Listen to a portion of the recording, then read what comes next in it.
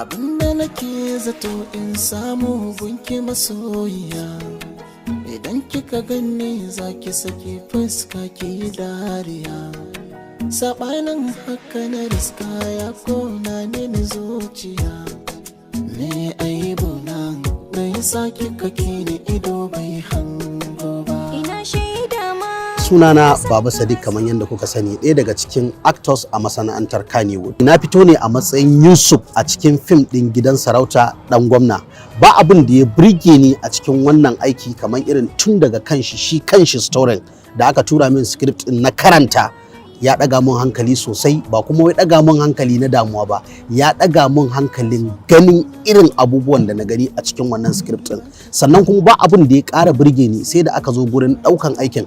Idan aka ce wannan ɗan gwamna ne, ni yanzu dai a matsayina na ɗan gwamna, kowa ya ganni ya san cewa yalle na fito a matsayina. Duk wani actor a cikin shirin Gidan Sarauta idan aka ce shi ne wane, to ana kokari a ga an samar da abubuwan da za su tabbatar da shi cewa shi ne wane din.